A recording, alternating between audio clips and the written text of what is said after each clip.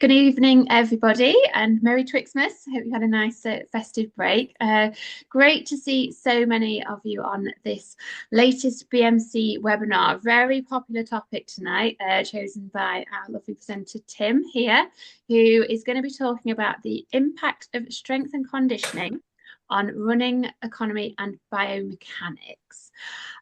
So Tim has been a great supporter of the BMC for a number of years. So is a 345 1500 meter runner. So both as a member, he's been a supporter, but also since then he's helped out an awful lot with the promotion and social media and tweets, etc. when we have our meetings.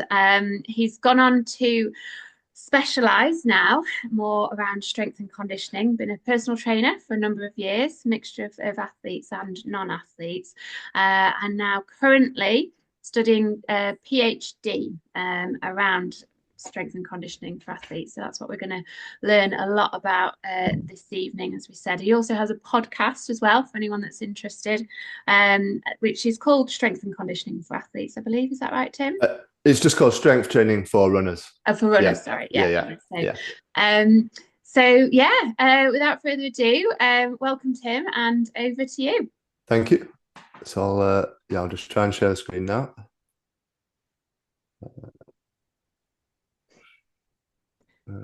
Yes. Did work before. There we go. It did. Yes. That. Cool. Okay. So thanks for the introduction, Becky. Also, just thanks for everyone for tuning in today. And, it sounds like it's a big turnout. And I do know, we're in the middle of Christmas. Everyone's got family gatherings and stuff like that going on. So I appreciate you all taking the time away from that to listen to me talk about strength training for middle and long distance runners. Hopefully I'll make it, interesting for you, useful for you. I guess before I get into the detail, I know Becky's given me a bit of a touch, and I'll provide a little bit more info, but I'll keep it quick, so we can get into the nuts and bolts of the session nice and quickly. I'm going to be talking about strength and conditioning for middle distance runners, long distance runners. Briefly on me, like Becky mentioned, I was a 1500 meter runner, just a bit on my back links with the BMC. So I guess my first ever BMC race, this will age me a little bit, but it was the year 2000 and I was 16 years old, so you can do the maths. But I was trying to qualify for the English schools as a last gasp attempt to get the qualifying time. I was entered into the Wythenshawe BMC Grand Prix. I think I was in the E race, I think, from memory, and I came 10th. I just sneaked inside the qualifying time. So thanks to the BMC, I did get selected for the English schools that summer. So I'm always grateful to the BMC for that. Went on to run many, many more BMC races over the years. A lot of my PBs came from BMC races. And like Becky mentioned, I do have involvement with the BMC behind the scenes to this day. So it's a pretty special organization for me, the BMC, close to my heart. So I feel honored to be part of this webinar series this evening as well. Anyway, that was then in terms of my days as an athlete. This is now, I wear a few different hats now. So a couple of related brands, which Becky's mentioned. So my in-person business is Foxwood Personal Training. So I operate it from my own private gym in York. Do work with a number of runners as part of that on the strength and conditioning side of things. And then my online business, which Becky mentioned, the podcast, is called Strength Training for Runners. So I won't go into any more information on that. I'll provide links at the end. So people that want to look into it, there'll be links for you to do so. But alongside the business operations, I'm a current PhD student at St. Mary's. I am based in York, so I'm doing it remotely. Generally, the topic area is strength and conditioning for middle and long distance runners, but obviously that's quite a broad area. So if we just niche it down a little bit, be a bit more specific, I'm looking to focus my program of research on isometric strength training for endurance runners. So I think that's probably quite an important area of research right now, because it is an area that a few high-profile individuals are heavily promoting at the moment with respect to middle and long distance runners, but dare I say, not necessarily with the evidence base to support it. Now, that's not me saying there isn't a good theoretical basis for it, because there is, and that's part of the reason why I think. Right. Okay. So isometric strength training for endurance runners. So that's essentially the area which I'm looking to research. And yeah, so of course, just a few points on tonight's session as well. So obviously, I want to cover this area. I also want to cover a little bit on sort of mechanisms, but not only on this area, but strength training in general. So as Becky alluded to, sort of the physiology, the biomechanics, how they all link in together. So I think there's some interesting information to go through on like running economy in particular, certain biomechanical variables, and maybe the impact that both strength training in general might have on those, and also with in relation to the isometric side of things that I'm looking into within the research as well.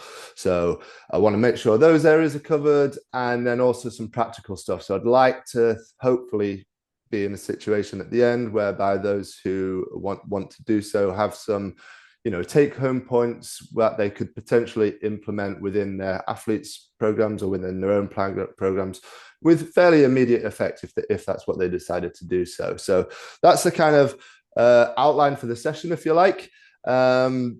Just a note on the research as well. So obviously I'm doing this part-time over the next 5 years. It would be brilliant to have some BMC athletes involved as research subjects. So as with the business links, I'll leave like an email address at the end. So anyone who is interested in, potentially being a research participant at some point, just get in touch. Likewise, it'd be great to start getting some mutually beneficial links with coaches and training groups out there. So, maybe some athletes get involved in the studies, but also feeding back the findings from the studies to coaches and training groups as well. So anyone who wants to get in touch regarding that side of things, there'll be an email address at the end to enable you to do so. But let's hope for no more hiccups and just get into the meat of it, really. So isometric strength training, what is it, first of all? What type of strength training are we looking at here? So as humans, we have two modes of muscle action. We've got the dynamic mode and we've got the static mode. So with regards to the dynamic mode, we can subcategorize that into either concentric or eccentric. So your concentric is muscle shortening actions, generally the lifting portion of a movement. Your eccentric is a muscle lengthening action, usually the lowering portion of movement. With regards to the static, we're just looking at the isometric mode of muscle action. So when it comes to isometric muscle action, and therefore when it comes to isometric strength training, what we're concerned with is the contraction of skeletal muscle without any external movement occurring, and also without any change in muscle length occurring. So it is very much a static form of strength training. And it is very much a distinct and separate form of strength training in and of its own right.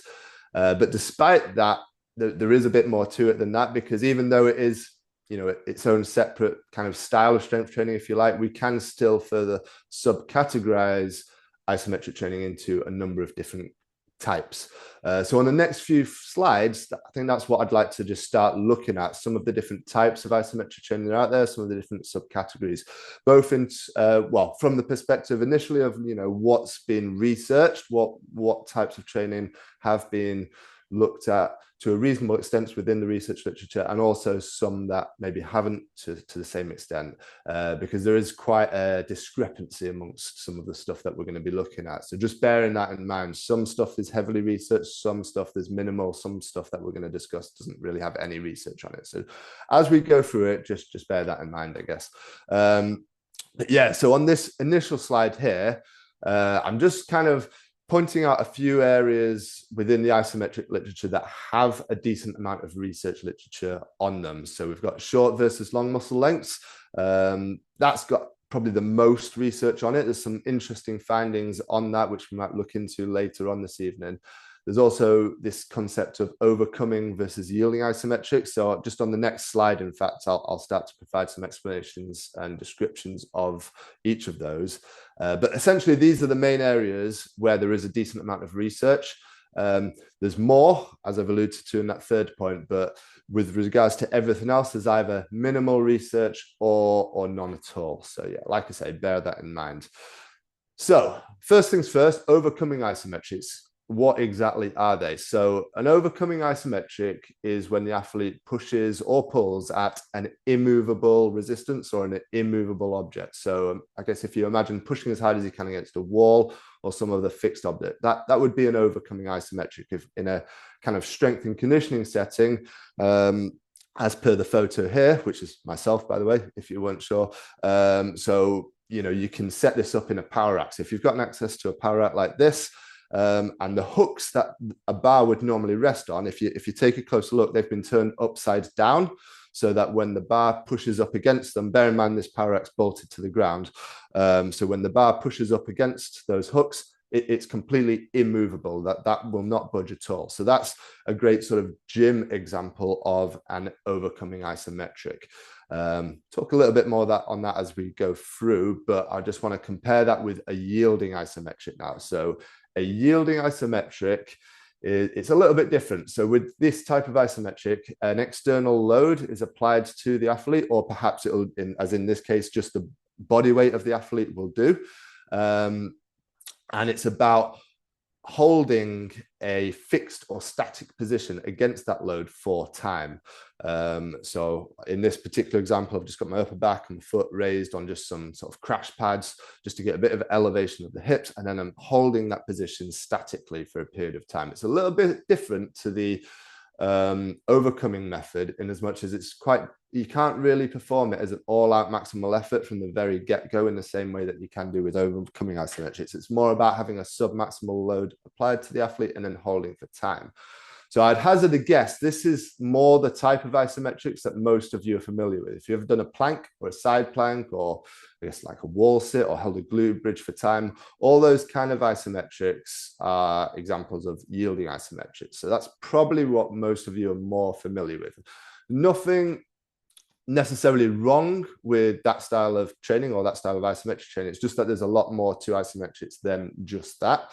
And in fact, there's a number of subcategories of this yielding type of isometrics that we can look into. So I'll briefly, just over the next few slides, run through some of those additional subcategories. So the first thing that we'll look at is more of a hybrid, eccentric quasi-isometric. So as the name implies, it's kind of combining two different modes of muscle action, which we looked into briefly at the beginning. So the eccentric muscle action is that muscle lengthening, or generally a lowering movement, and the isometric, there's no change in muscle length, you're just holding a position statically. So this type of training starts out as a normal yielding isometric. So you're either just working against your body weight, or there might be some external load applied, but you're just holding the position for time for as long as you can, until fatigue dictates that you can't hold it any longer. Now, with a normal yielding isometric, that would be the point at which the set ends, when you can't hold the position anymore.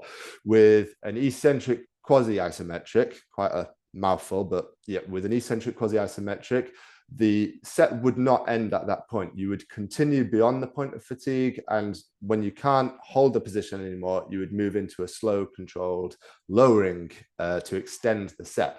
So you can see how that might be kind of a useful progression. You might start with a sort of a basic yielding isometric earlier on in, say, winter training, earlier on in your program.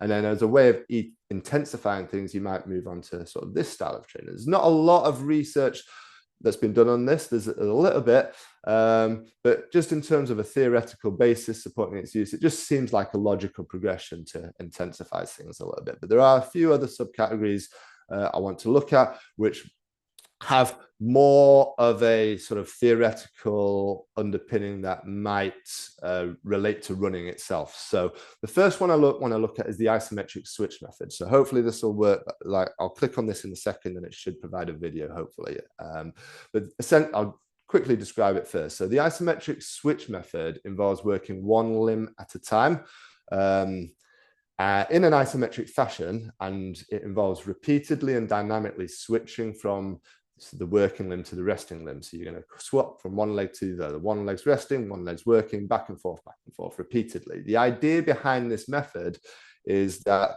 the resting limb, prior to becoming the working limb, needs to develop a certain amount of pre-tension. And that pre-tension is going to ensure that there's a minimal amount of sort of energy leakages or form leakages in the subsequent isometric contraction that's held. And that relates to running, at least in a theoretical basis, quite well, because we can split the running action into a ground contact phase and then a recovery swing phase. And in the late stage of the recovery, we obviously need to develop a large amount of pre-tension in certain muscles to prepare for ground contact. So we can see a kind of relevance there between the two in terms of developing pre-tension prior to a subsequent period of ground contact, or in this case, just holding an isometric position. So if I've kind of given a description there, but hopefully this video will work, this will clarify things a little bit more for you. So yep, it's working great. So you can see you're just repeatedly, dynamically swapping the legs. It's quite a short video, so I'll play it a few times. And the idea is that just before that contact, where you're holding an isometric position, that pre-tension needs to be developed. Like I said, that pre-tension is there to help prevent any form sort of changes, any energy leakages. So there's certainly a theoretical crossover between that and running, but there's not really any research on this training method as it stands. So it's something that does need to be looked into. The next method I want to look at is essentially a progression from the isometric switch. So it's called the isometric catch method. It still involves working one limb at a time. It still involves dynamically, repeatedly swapping from resting limb to working limb, but it's just a bit of a more intense progression. So the difference with the catch method is that there's going to be a little bit of a push off with each repetition. That push off is going to create a brief flight phase, and it's during that flight where the switch will take place. So because it's a bit more dynamic, the level of pre-tension that needs to be developed is going to be a little bit higher. The forces involved in the subsequent isometric contraction might be a little bit higher as well. So let's just take a look at it in action. So you can see there's just a small push off with each repetition, creating a small flight phase. As a result, the switch needs to take place a little bit quicker, and the forces are going to be a little bit higher. Again, excuse me, there's no research on either of these two methods at all, to be honest. There's training literature out there on them, and they're being used. They're in relatively common use amongst certain populations, but it needs an element of research. But the theoretical basis for them seems pretty good. But essentially, that's isometric training. So that's what it is, and those are some of the different types and subcategories that are out there. So that kind of brings us on to the next part of what we want to look at. So we want to go into, I guess the next question is, why would we consider using this type of training to develop endurance runners, to develop middle distance runners, develop long distance runners? Before I answer that question, I think it is worth mentioning that traditionally there's been a fair bit of skepticism surrounding the use of isometrics in runners. The reason for that skepticism is because it has been shown that any improvements in strength that we see from this type of training are very much joint angle specific. So remember, we're holding a fixed or static position. Obviously, with the switch and the catch, there is movement, but in the actual isometric component itself, we're trying to hold a fixed and static position. So once we've set that position, the joint angles don't really change. And, the evidence does suggest that any improvements in strength are specific to those joint angles that are set in that particular isometric hold. So you could understand why there might be an element of skepticism because, sporting movements are dynamic. They involve a full range of motion, generally speaking. So if we're not going to see improvements in strength across a full range of motion, why would we expect it to improve our sporting performance? So it's a legitimate question to ask. But despite that level of skepticism, and despite the fact that at the beginning I did mention there's limited research behind this type of training, specifically for endurance runners, there are a few training studies that have been done, and they have shown that isometrics can improve endurance running performance. So we do need to just delve into it a little bit more and try and find out what's going on. Before we really delve into it, this is the point I think it's worth looking at the physiology and the biomechanics and starting looking at the mechanisms a little bit. I think it's worth just stepping back a little bit and trying to understand why strength training in general might improve running performance before we specifically look at isometric training. What are the mechanisms that underpin it?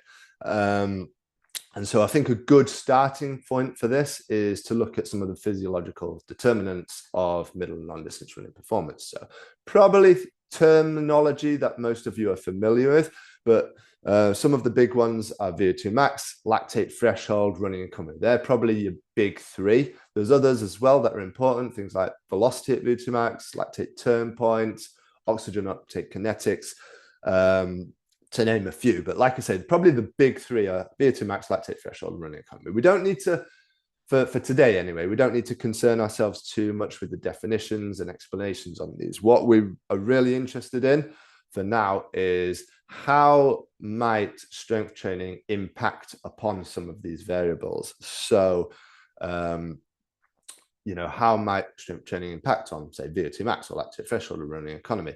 Unfortunately, by and large, it doesn't. So the evidence base isn't there to support the contention that strength training can improve the vast majority of these physiological variables. If we perform a strength training program, it probably won't improve our VO2 max. It's not how it works. There is an exception to this, and the exception is with running economy. So there's a large body of evidence that shows strength training can positively influence running economy. So if we perform an appropriate strength training program, and we, of course, integrate it appropriately into our overall running program, it probably will have a positive impact on our running performance. And the mechanism by which it will probably improve running performance is through the enhancement of running economy.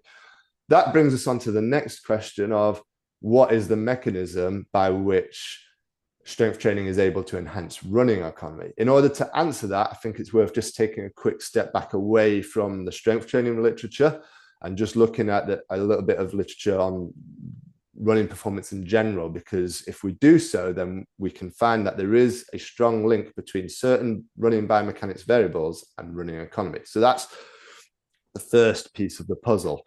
Then if we move back into the strength training literature, we know that strength training can have a positive impact on certain biomechanical variables. So we're starting to build a little bit of a theoretical link here.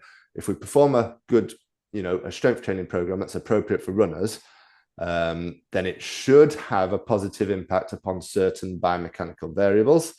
And it's that alteration in biomechanics that will probably result in an enhancement in our running economy and then eventually an improvement in running performance. That's a theoretical framework, and it is largely theoretical because there's not really any truly and fully interdisciplinary research that has linked all these aspects together.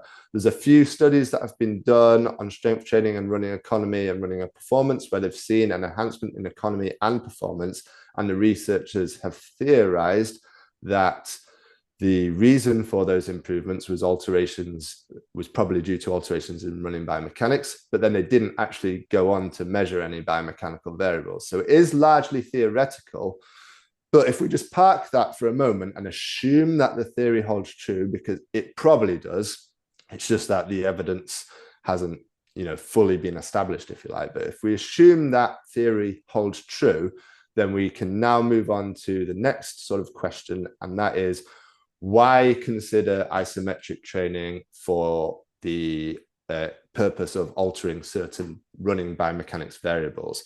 Because, like I said, the sort of the pattern we're looking at in all likelihood is we perform a strength training program or a certain type of strength training. It's probably going to impact our biomechanics in some way, and that's going to lead to an alteration in economy and eventually running performance. That's what we're probably looking at. So why use isometrics? To try and elicit some kind of change in our running biomechanics. Tim, sorry, Tim, can I just hold you there 1 second? Just yes. Conscious, I've just suddenly thought, because I've disabled the interactions with everyone, and it's not allowing me to reverse it. If anyone does have any questions at any point, it is still possible for you to put the raised hand thing. So basically, once you do that, I'll then unmute you. So yeah, just to say, I'm conscious that there's no ability to interact right now, but do by all means raise your hand if you've got questions. Yeah. Thanks, Tim. Cool, no problem at all. But yeah, so kind of moving on to that question of why might we use isometrics specifically to try and elicit some kind of change in running biomechanics. So as excuse me, as we're starting to look at this area now, it's probably worth just looking at a few biomechanical variables that we know from the research have been shown to sort of differentiate between faster runners and slower runners, specifically with endurance runners. This is so things like ground contact time have been shown to be important, vertical oscillation of the trunk inclination, and stiffness. And it's actually this last point on stiffness which I want to provide a little bit of focus on. And when I say stiffness, Depending on how much you're into the science of things, like it may not be what you're thinking of. So when I say stiffness, I'm not talking about, oh, my hamstrings feel tight, I can't really touch my toes very well, or my shoulders feel stiff, they're not moving very freely. That's not what we're looking at. So stiffness in this context is a very particular biomechanical variable. I say very particular, we can look at different types of stiffness. So to try and explain it and to try and sort of provide a bit of clarity on it, I will just provide a definition of one particular type of stiffness, just to hopefully make things a little bit clearer, and then we can go into a bit more detail. So I've gone with vertical stiffness. There's many, like I said, there's many different types out there, but this is just a definition on it. So vertical stiffness is the ratio of peak vertical ground reaction force to the vertical displacement of the center of mass. Now that's a little bit technical, so we don't need to sweat on that too much, but essentially, if you think about when you're running, and we have a period of ground contact. During that period of ground contact, there's going to be substantial ground reaction forces that are produced. And it takes a certain amount of strength to deal with those ground reaction forces. If we don't have the necessary levels of strength, we're going to end up dropping, our center of mass is going to drop down a little bit lower to the floor. Our joints are probably going to flex a little bit more. We're going to sink down a bit more. And in essence, that means we are less stiff in terms of this biomechanical variable. What we want is more stiffness. So we want less of a drop of the center of mass, less flexion of the joints potentially during that period of ground contact. We want to develop this quality of stiffness. Like I say, there are multiple different types of stiffness. So we can look at stiffness almost from like a whole body perspective, or we can really break it down. So vertical stiffness is one type. There's things like leg stiffness we can look at, joint stiffness, muscle stiffness, tendon stiffness. So we can really niche down and look at what we're interested in particular.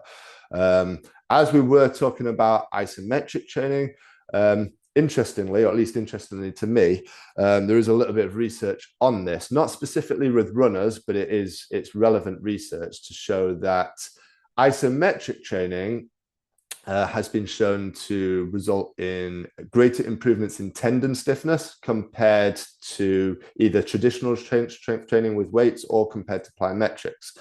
Now, plyometrics, on the other hand, has been shown to develop more muscle stiffness in comparison to isometric training. So essentially, isometric trainings seem to be more superior for developing tendon stiffness. Plyometric training seems to be more beneficial for developing muscle stiffness. What we actually probably want is, and what the goal probably is an increased level of stiffness of the musculotendinous unit as a whole. So it's probably, what we can conclude from this is probably not an either or scenario. We're probably not saying, look, this training method's better than this training method. We should do this and not this. The reality is it probably means we need a bit of this type of training and a little bit of this type of training. They're going to complement each other. The trouble is there's not, like I've alluded to a few times now, there's not a lot of research in this area, specifically with runners as well. So I think there's 3 training studies that have looked into isometric strength training in endurance runners. And one of them has compared isometric training with plyometric training, but none of these studies have looked at, say, isometrics on their own versus in combination with another method, such as plyometrics. So it's, again, very much a theoretical framework here, but the likelihood is isometrics do have a role to play, but so do other training methods, such as plyometrics. They're going to feed into each other. In this example, we can develop probably to a greater extent tendon stiffness with isometrics, to a greater extent muscle stiffness with plyometrics. But I certainly think there is a role for isometrics, or there probably is a role for isometrics. And on the next slide, I just want to go through a few more theoretical benefits as to why you might want to consider it. So the first thing I want to mention is it's actually less fatiguing than traditional strength training. So the energetic cost of an all-out maximal isometric contraction is going to be less compared to, say, a really heavy squat or deadlift or something like that. I think that's potentially quite important and valuable information for, middle distance runners, long distance runners, especially this time of year, this time of winter training, when you're really starting to ramp your mileage up. You might be starting to introduce quite high volume sessions as well. You're going to be in quite a fatigued state. do you really want to be adding a whole bunch of more fatigue into the system on top of that in the form of strength training? Do you have the resources to recover from that? Possibly not always the case, but if we can still get a strong strength training stimulus in there that is potentially less fatiguing, that could have value. So that's another thing to consider. The next point is that it's going to be a little bit easier to learn good technique on the whole. If you're holding a static position and there's no movement, you're going to find it easier to get into a good position compared to a more dynamic movement. So that, again, especially if you're training, you might have a group you train with on the track and stuff, but not everyone always has their coach with them or trains with a group when it comes to the sort of the weight room stuff, if you like. So if something's going to be a little bit easier to learn from a technique perspective, that's something to consider as well. And the final point I want to make on this slide anyway is that really, there is quite a bit of reluctance still, I would say, in the endurance running community to lift weights for whatever reason, whether we think it's going to make us heavier, bulkier, or maybe we're just not that familiar in that kind of environment, and so we don't want to do it. Whatever the reason is, I do think there is still a certain amount of reluctance in some quarters for runners to lift weights. And the thing is, with isometrics, you can still get a solid strength training stimulus in there without necessarily having to lift weights. So it's, again, something to consider. It might be a gateway to strength training for some athletes that helps them sort of bridge the gap, if you like. So I think there's just a few other potential benefits of this sort of training. But like I say, that this, like, I'm not saying don't do traditional strength training with weights. I think there's still a place for it in the program. I use it with all my clients. I'm not here saying, even though this is sort of the area I'm looking to research over the next 5 years, I'm not saying, yeah, this is the type of training you need to do and nothing else in the weight room. I think there's a place for everything. And so that's what I want to start looking at a little bit, sort of in terms of giving you some practical insights in terms of how you can implement some stuff within your programs. This is kind of where this part of the session comes into play. How do we piece it all together within a program? There's not necessarily a right or wrong answer on this. This is more my personal approach, if you like, how I go about things. And I found it to be something that gets decent results, but there's multiple ways to skin a cat. This is just how I approach things. So the first thing I'd like to say is that I like to keep a fairly low level of plyometrics in the program throughout the year.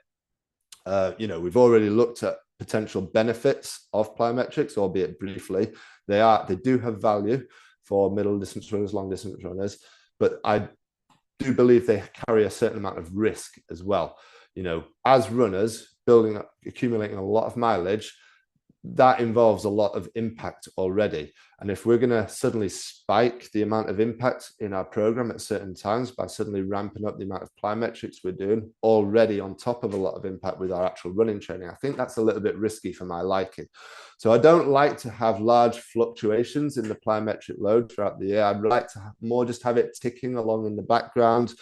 Don't necessarily progress it massively on the whole, keep things at a relatively low level, but kind of always having it in the program. That's personally how I like to approach that aspect of your training. So it's kind of always in there, but we're never really, really pushing it. Then when it comes to the actual proper strength training side of things, not plyometrics is a form of strength training, but sort of heavier load type stuff, if you like.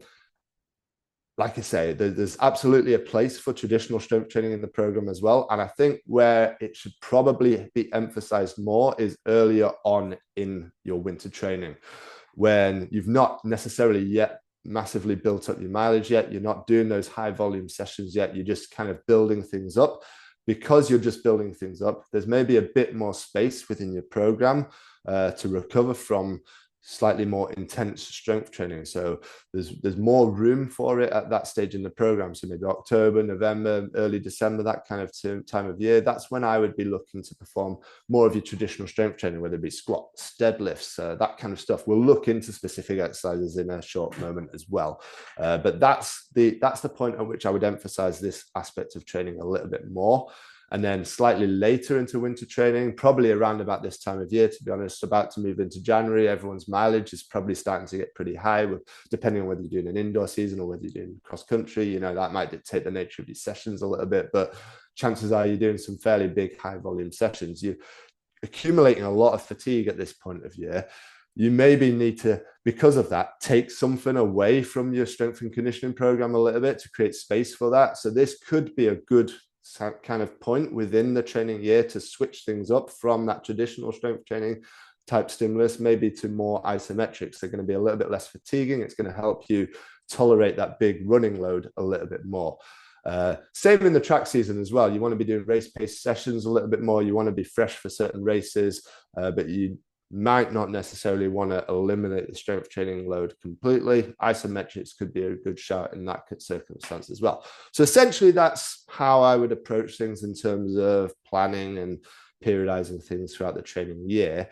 I just also would like to get into, I guess, a few examples of the type of stuff I use as well, just to kind of round things off. So if we start with plyometrics, I know I mentioned I view them as a little bit on the riskier side because of the impact nature of them, and so I keep them as a kind of a consistent thing within the programs.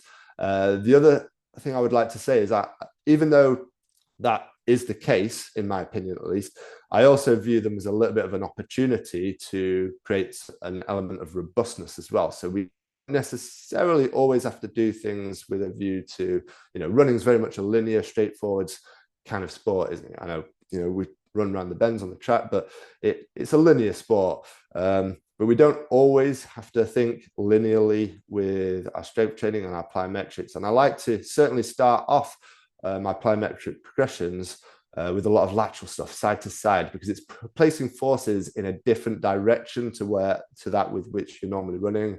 And that can create an element of robustness and make you a little bit more injury resistant potentially. So all the progressions I'm going to go through here are sort of those lateral side-to-side progressions. So I'll try and quickly talk through them as the video progresses. So I'll try and keep up with the video as best as I can. So I'd like to start off with sort of the very first progression I'll give everyone is just a simple side-to-side double-footed jump, quite low level. There's no jumping from height or anything like that.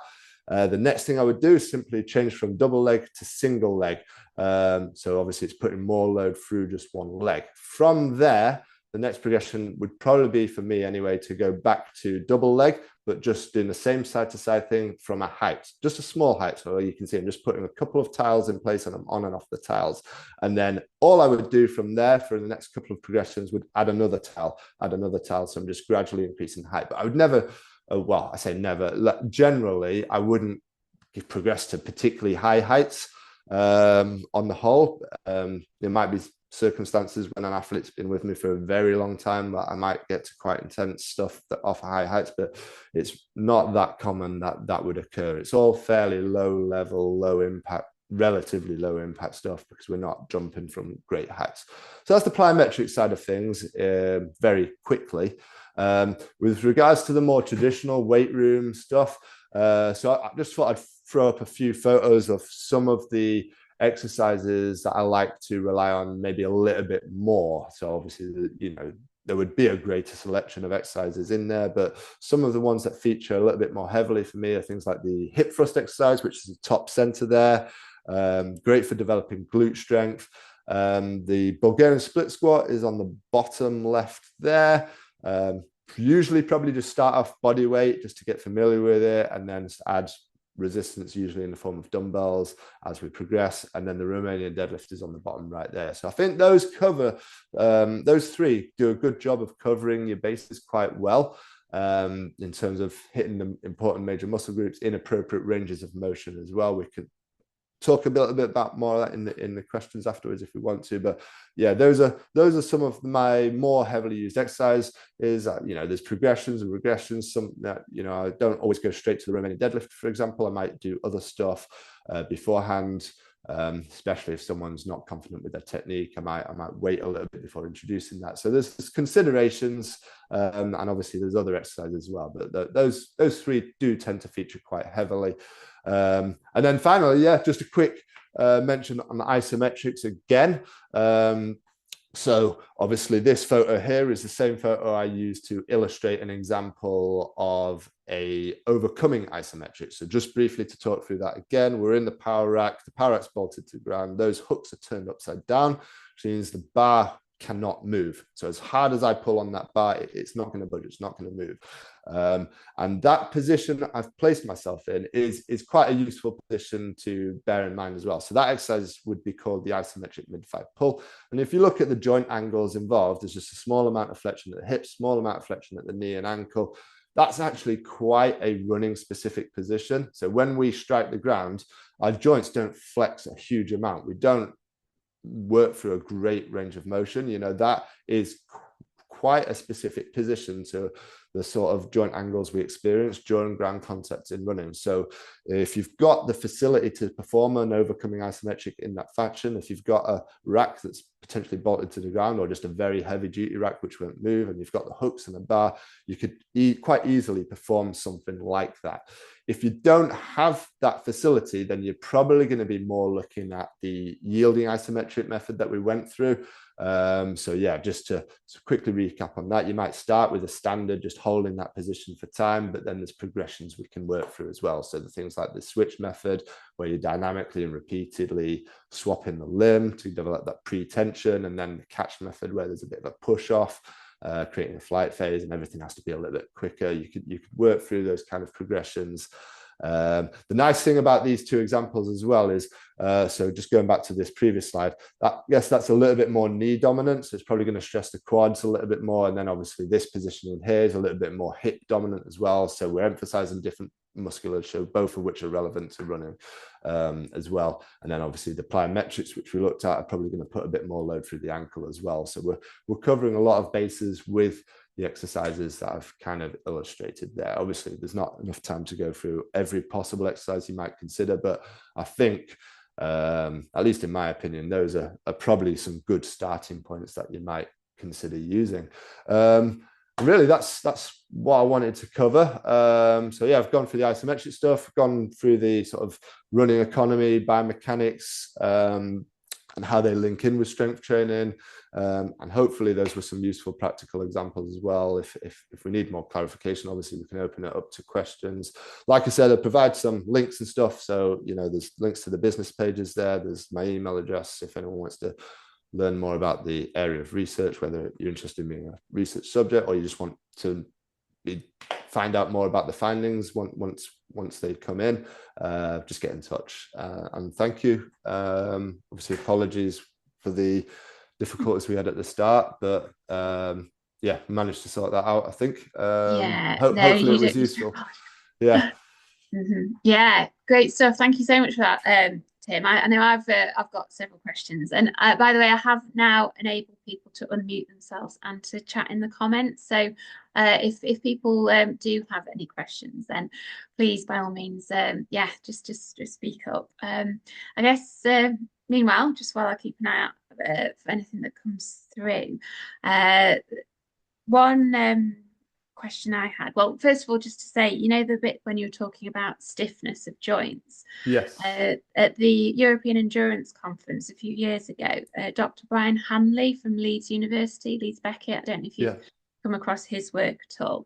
They did a really in-depth study at the London 2017 World Champs, I think, where they just filmed a lot of like the top athletes in terms of their biomechanical characteristics and what set like the really top athletes apart from the others. And joint stiffness was one of the key factors there.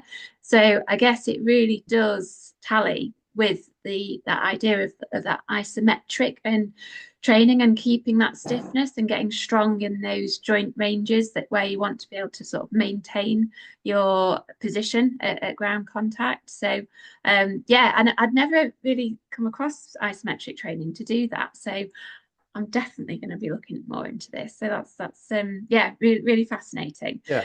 So on a practical note, given that preamble,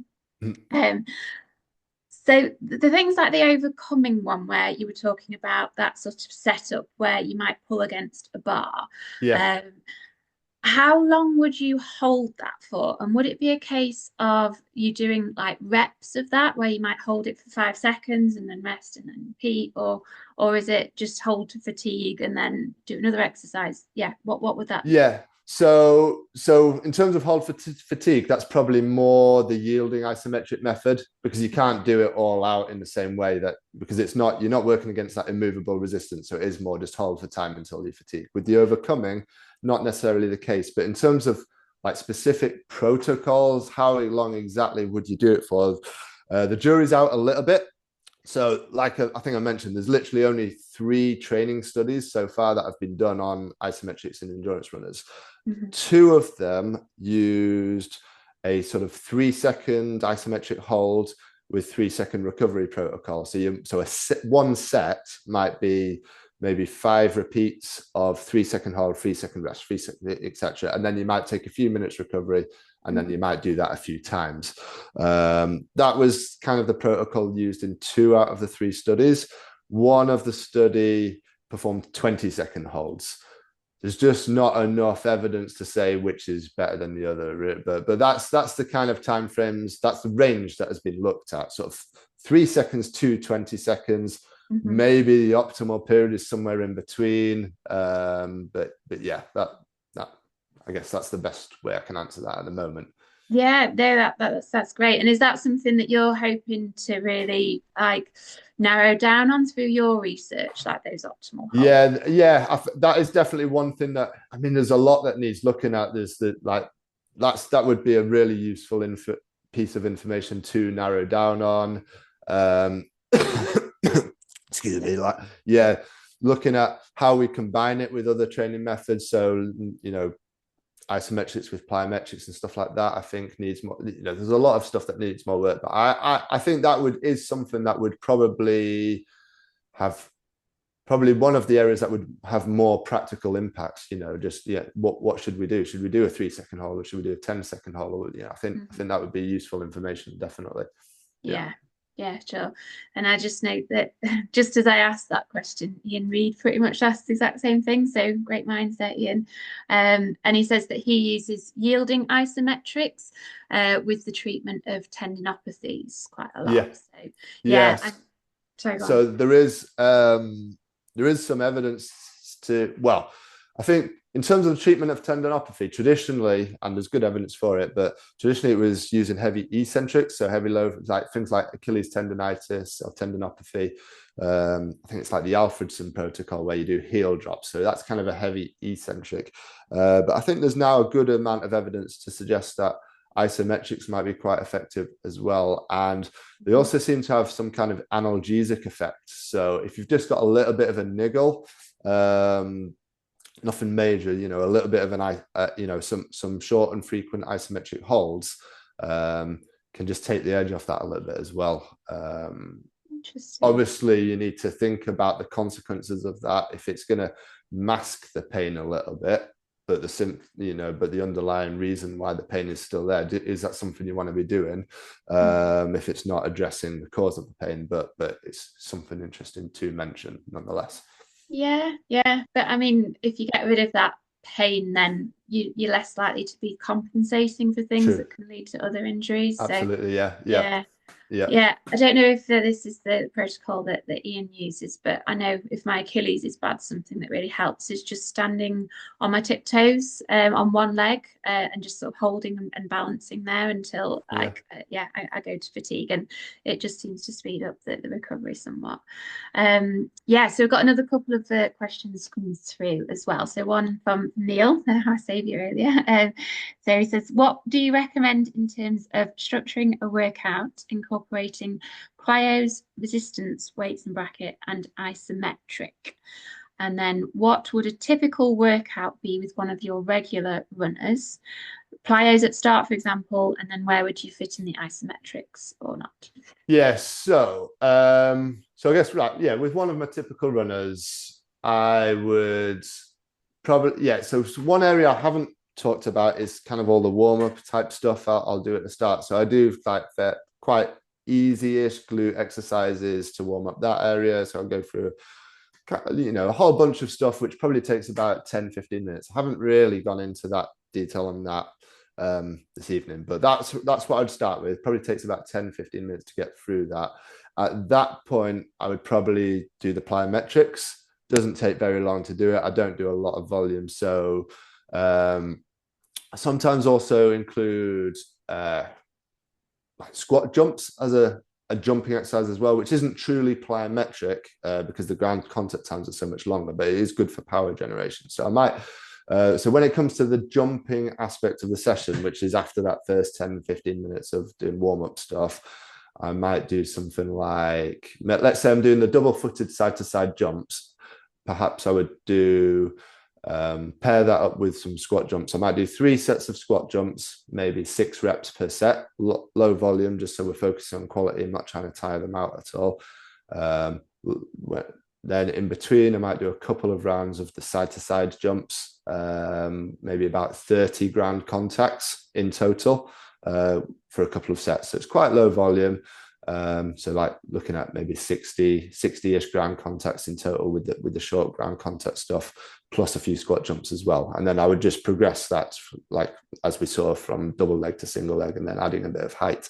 But yeah, quite low volume in terms of the contacts, just to keep it in there. And then I would move into the strength training aspects, if you like. And I would do, if I'm looking at the dynamic type strength training, the things like the hip thrusts that I had a photo of, the Romanian deadlifts, the Bulgarian split squats. Let's just assume I'm doing those 3 because those are more 3 of the ones that feature a bit more commonly.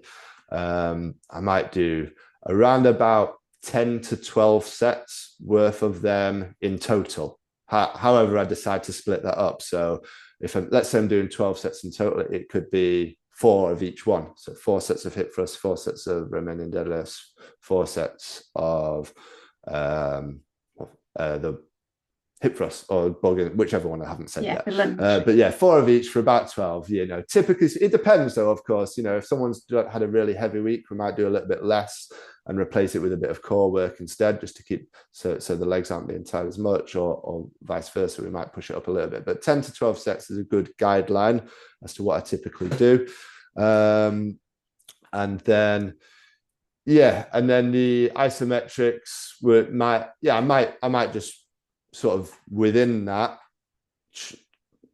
kind of same volume with the isometrics. I might decide to remove them completely and just do the isometrics, or I might decide to remove one of those exercises in place of an isometric, depending on how fresh I want the athlete to be or how quickly I want them to recover from the session. But let's say I'm doing that protocol we sort of discussed with 3 seconds on, 3 seconds off for a repeat of 5. That might be 1 set. And I might do 4 sets worth of that as one of my exercises, for the idea of sort of about 12 total sets, if that all makes sense. I was a bit higgledy-piggledy with the way I answered it, but I think that makes sense. No, that was good. Yeah. It's putting his thumb up. So you do the warm-up, like those, the traditional, and then the ISOs. Well, I might not do any ISOs, or might not do any traditional stuff, or I might do a mixture of both. But in terms of the isometrics and the traditional strength training combined or in isolation, that you're looking at about probably 10 to 12 total sets with that stuff. And then I might, and that's generally, lower body focused, legs focused. On top of that, I might possibly do a couple of sets of core work afterwards as well. Oh, yeah. And actually, this leads quite well to the next question, because Karen Stanton says, how important is upper body strength for distance runners? It is and it isn't. So it's not, I don't view it as being very important to develop a lot of upper body strength. But at the same time, a lot of endurance runners are coming from a starting point of being extremely weak in the upper body.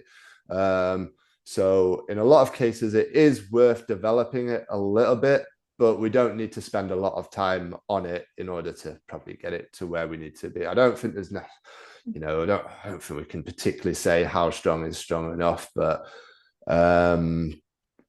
if someone seems particularly weak in the upper body, I might do 2 or 3 sets of maybe a push exercise, upper body push exercise, and 2 or 3 sets of an upper body pull exercise. If someone seems a little bit stronger in the upper body already, I'm I might sometimes eliminate that completely. Not really. I usually have some core work, but I might not have any specific upper body strength. Just depends. But I think it can be important to put a bit in there, but rarely would I do much more than what I've just described. Maybe, yeah. If you do a push exercise and a pull exercise, that kind of balances it out. We don't need to get too running specific with what we're doing with the upper body. Just trying to think of balance, I guess. Even development of the different upper body muscles that are. And if you think of this sort of splitting it into push versus pull, that helps with that. And yeah, maybe 2 or 3 sets of each is usually going to be more than sufficient. Yeah. I suppose there's an element of doing like an isometric hold and for the arms when you're doing like the Romanian deadlift and things like that. Yeah, exactly. A lot of what you do, even though you're focusing on the legs and the lower body, the upper body isn't completely absent from that. When you're doing a Romanian deadlift, you've got to hold a good position through the torso. So that involves a lot of core activation. When you're doing like the isometric mid-thigh pull in the rack, you are holding onto the bar and you pull it, we usually instruct that to push through the floor with your feet as hard as you can. But nonetheless, you're still going to end up pulling with your arms a little bit. You try and get the focus on pushing through the floor, but the arms are going to be involved to an extent. So even if you're not specifically doing upper body work, the upper body, especially if you're starting from a fairly weak starting point in terms of your upper body, it is going to get a training stimulus anyway. Mm-hmm. Sure. Yeah, a couple more questions from Adam as well. So he says, do you think weights are more effective than body weight exercises? My coach is resistant to weights due to the injury risk, so mostly prescribes me body weight exercises. So that's the first question. And then do you think it's better to do conditioning on easy training days or hard days? I think as a starting point, body weight can be more than enough. Obviously, the addition of weights gives you more scope to try and progress things, but and it gives you more options. But if all you ever did was body weight stuff, you could still get decent results from that if you're smart about what you do. So just for a few examples, like the hip thrust exercise that I showed with the bar, in fact, I can probably go back to the slide just in case you can't remember. So yeah, top center there, hip thrust, the bars across my hips. You can do a single leg version of that. So just, you can see my feet in the frame there, a split a little bit wide. You would need to bring your feet together central, because if you're doing one leg at a time, if they're split wider apart, you're going to be off balance. But if you bring them together so they're central and then just lift one leg off the ground, you can do a single leg version of that. And to begin with, you'd probably find that quite hard for not that many reps, and it would be a proper strength training stimulus. On the bottom left there, the Bulgarian split squat. I pretty much start everyone off with just body weight on that, and then we do add weight. But as a starting point, body weight is usually where we're at. So certainly as a starting point, body weight can be more than enough. All the plyometric stuff we do is body weight usually. Obviously, you can add loads to plyometrics, but I personally never do. And then a lot of the isometric stuff, especially the yielding isometrics, can be examples I showed with just body weight. So there's a lot of body weight stuff you can do, and if that is all you did, you could still get pretty good results from it if you're smart about exactly what you do. Yeah. So on that note, what I often recommend is that the body weight stuff can create the platform to then enable you to do the heavier lifting. Because correct me if I'm wrong here, but I think the main benefits in terms of improving running economy come from when you lift the heavier weights. So rather than doing like high reps, low weight, it tends to be like, if you can get up to those really quite challenging weights, that you get those running economy and also injury prevention benefits if you're doing them correctly as well. I know that was one of the concerns of your coach, but there is evidence, Tim, is there to show injury prevention when you are lifting weights? Yeah, I think the so there was I think Richard Bladegrove's been on here, hasn't he? Yeah. So he's done a big meta-analysis, I think, on the use of strength and conditioning for injury prevention. Mm. So interestingly enough, he found, like, pulling all the studies together, that there wasn't much evidence for the use of strength training to prevent injuries in runners. Yeah. And if you just looked at the study, because some of the studies were like unsupervised strength and conditioning. If Mm-hmm. you just looked at the studies where the sessions had been supervised, then they found a evidence It base was that probably, it I was just reduced going to injuries. say, So yeah. yeah, so you like, I guess just a note to say, like, the evidence base isn't super strong for it, but it probably is. If you do it well and it's supervised properly, then Yeah. it is probably good. It will be beneficial for, That's it. Yeah, it's the making you more supervision robust. and Yeah, the yeah, adherence yeah. that correlates with the injury prevention side. So yeah, and then just that second part of his question about, and this was again something that Richard Blagrave touched upon on his presentation, because there is that almost like movement now towards maybe pooling all your hard training onto one day. So doing Oh like yes. hard running and hard weights and then longer recovery. Do you have any views or experience on that yourself? Yes, yeah, that was the second aspect of the question, wasn't it? So yeah, it really depends on what your schedule is. So if your schedule allows it, if you're obviously, if you're still at school, or if you're at college, or you're working or whatever, then it might not always allow it. But I think if you can, I think it's a great way of doing it. Maybe do a hard track session or tempo run or whatever it may be on a morning, and then later on that same day, you can perform your strength and conditioning work, because the most important thing to be fresh for is your running session.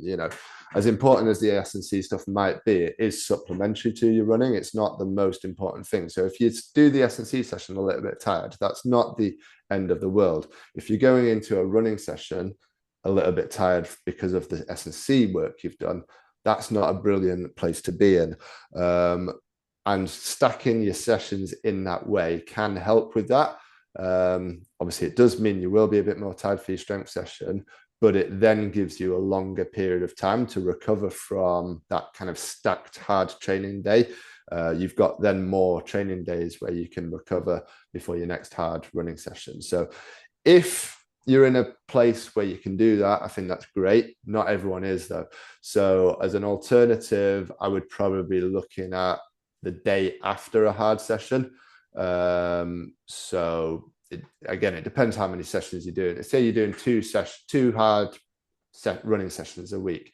You could potentially do there'd be potentially be room in the program to do S&C the day after both of those. If you're doing maybe 3 sessions a week, there'd potentially be room in the program to do S&C the day after one of those sessions. That would be, in my opinion, the best way of trying to arrange it.